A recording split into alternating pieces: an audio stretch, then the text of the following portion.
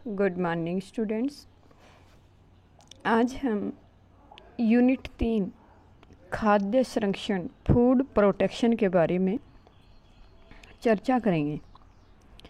सबसे पहले इस पाठ का परिचय, जो कुछ मेन पॉइंट या बिंदु दिए हैं उन पर ध्यान देंगे। खाद्य संरक्षण प्राय कम समय तक सुरक्षित रह पाने वाले खाद्य पदार्थ जैसे फल, सब्जियां, दूध व दूध से बने पदार्थ, मांस, मछली आदि को कुछ लंबे समय के लिए सुरक्षित रखने के लिए किया जाता है। नंबर 2, हम जानते हैं कि इस प्रकार के खाद्य पदार्थों का संग्रह केवल थोड़े दिनों के लिए ही संभव होता है। संरक्षण की विभिन्न विधियों द्वारा इन पर कुछ ऐसी क्रियाएं की जाती हैं जिससे कि यह अधिक समय के लिए सुरक्षित रह सके। भंडारण करते समय अनेक प्रकार की बातों का ध्यान रखना चाहिए। खाद्य पदार्थों का रंग, स्वाद, सुगंध तथा पौष्टिक मूल्य लगभग सामान्य बना रहना चाहिए। संरक्षण की विविध प्रक्रियाओं के परिणाम स्वरूप उनमें काफ़ी हद तक बदलाव आ जाता है। आम का मुरब्बा बनाना, सेब का मुरब्बा बनाना, जैम, जेली, नींबू का रस, स्क्वाश बनाना, कच्चे आम का अचार, आलू व केले को सुखाकर चिप्स बनाना आदि ये सब संरक्षण के कुछ उदाहरण हैं। इन सब प्रक्रियाओं से खाद्य पदार्थ बिल्कुल नया रूप ले लेते हैं तथा उनका स्वाद मूल से भिन्न हो जाता है। जब हम कोई ताज़े फल, सब्जियां खाते हैं तो उनका स्वाद कुछ अलग होता है, और जब हम इनको सुखाकर या बनाकर इनका भंडारण करते हैं तो इनके स्वाद में थोड़ा अंतर आ जाता है। संरक्षण की केवल कुछ ही प्रक्रियाओं जैसे डिब्बाबंदी या पाश्चुकरीकरण के खाद्य पदार्थों को मूल रूप बनाया जा सकता है। यहाँ भोजन दूषण के कारण क्या हैं? भोजन दूषण के कारण यानी कि भोजन के दूषित होकर व्यर्थ चले जाने के कारण निम्नलिखित कारण हो सकते हैं। नंबर 1, भौतिक कारण। नंबर 2, रासायनिक कारण। नंबर 3, एंजाइम्स की क्रियाएं। नंबर 4, कीड़े मकोड़ों के कारण। नंबर 5, जीवाणुओं के कारण। अब भौतिक कारण से खाद्य पदार्थ व्यर्थ क्यों जाते हैं? बहुत बार भोजन भौतिक कारणों से खराब हो जाता है, जैसे भार के नीचे आकर दब जाना, तेज आंच के कारण जल जाना या अधिक सूख जाना। ये भौतिक कारण होते हैं। दब जाने से भोजन का रंग बदल जाता है या वह पिलपिला हो जाता है, जैसे आम, केले यदि किसी कार्टून के अंदर बंद कर दिए जाएं और उन पर जोर पड़ जाए या दब जाएं तो वो दोनों दागी हो जाते हैं या फिर उनका जो रख रखाव वो पिलपिला हो जाता है।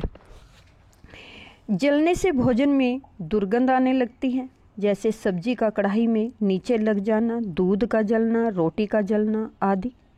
सूख जाने पर भोजन की नमी समाप्त हो जाती है, वह कड़ा हो जाता है, उसकी त्वचा पर झुर्रियाँ पड़ जाती हैं, जैसे माइक्रोवेव ओवन में आवश्यकता से अधिक समय तक पकाए गए भोजन से उसमें सूखापन आ जाना।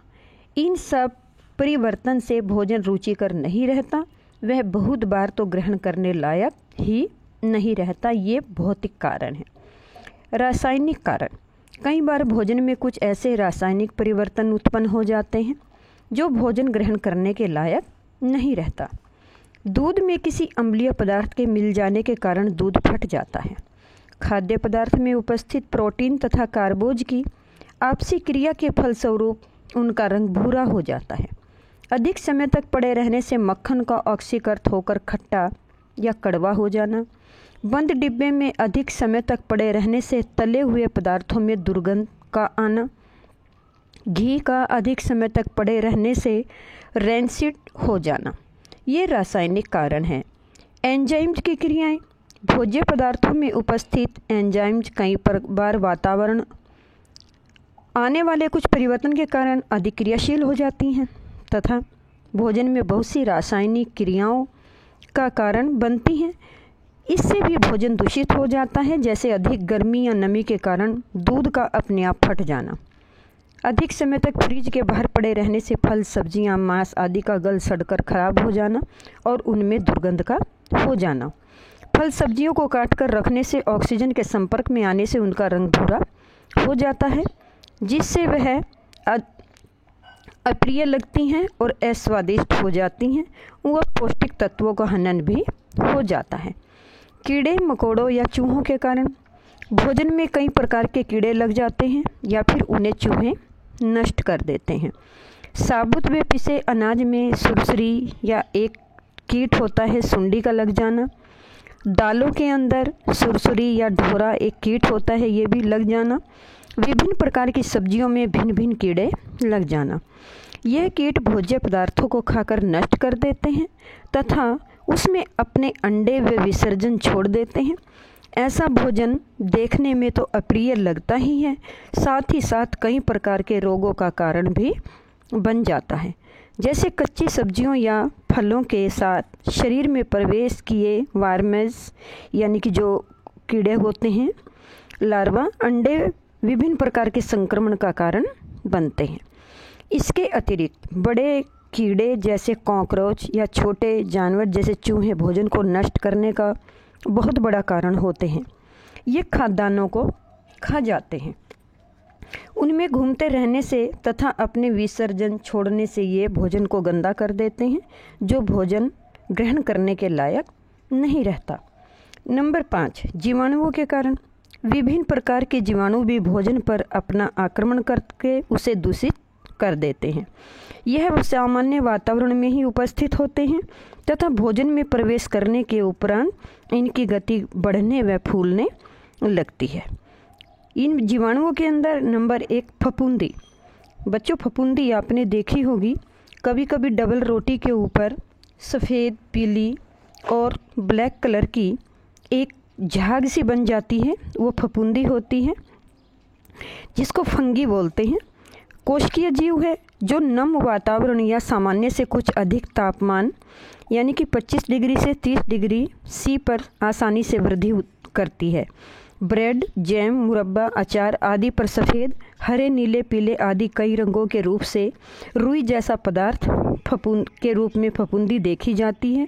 गेहूं, चावल, मूंगफली आदि के नम होने पर भी यह उस जगह पर संक्रमित होकर उस अपना आक्रमण करती है। नंबर 2, खमीर।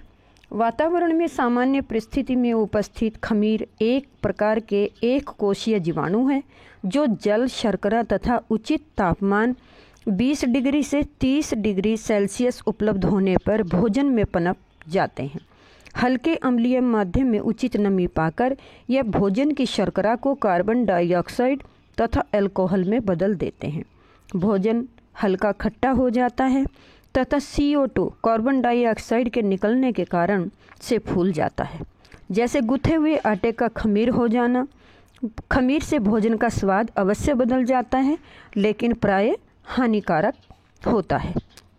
बहुत से व्यंजन बनाने के लिए तो भोज्य पदार्थों को जानबूझकर खमीर बनाते हैं, जैसे ब्रेड, नान, डोसा, इडली, भटूरा आदि। Number 3, bacteria. विभिन्न प्रकार के बैक्टीरिया भी भोजन को दूषित कर सकते हैं। यह हमारे वातावरण में हर समय उपस्थित होते हैं। उचित ताप, नमी का माध्यम उपलब्ध होने पर यह भोजन में वृद्धि करने लगते हैं। भोजन दूषित करने वाले अधिकतर बैक्टीरिया ऐसे होते हैं जो भोजन का रंग, रूप, स्वाद बदलकर उसे अप्रिय बना देते हैं, लेकिन ऐसा भोजन खाने से शरीर में कोई विशेष रोग उत्पन्न नहीं होता। परंतु कुछ बैक्टीरिया ऐसे भी होते हैं जो भोजन में प्रवेश कर उसमें पनपते हैं। रंग, रूप या स्वाद में कोई परिवर्तन नहीं लाते, लेकिन वे रोगजनक होते हैं, जैसे हैजा, टाइफाइड, तपेदिक, दस्त, पेचिश जैसे भयानक रोगों का कारण हो सकते हैं। इसके अतिरिक्त कुछ बैक्टीरिया ऐसे भी होते हैं जो भोजन में पनपकर कुछ जहरीले पदार्थ बनाते हैं, जिनसे शरीर में वमन या अतिसार जैसे लक्षण उत्पन्न हो जाते हैं। Number 4, virus. वायरस हमारे वातावरण में पाए जाने वाले अत्यंत सूक्ष्म जीव हैं, जीवाणु कहते हैं। इनके भोजन में प्रवेश कर जाने से उसके रंग रूप में कोई परिवर्तन नहीं आता, परंतु इनसे दूषित भोजन भीषण रोगों के संक्रमण का कारण होता है। जैसे पोलियो या हेपेटाइटिस आदि। बच्चों, यहाँ पर मैंने आपको इस वीडियो में जीवाणुओं के बारे में, भोजन दूषण के बारे में जो बताया है, जीवाणु कैसे पनपते हैं, कैसे उनसे लाभ या हानि होती है, ये सभी पॉइंट आप याद करेंगे और साथ अपनी उत्तर पुस्तिका पर लिखेंगे।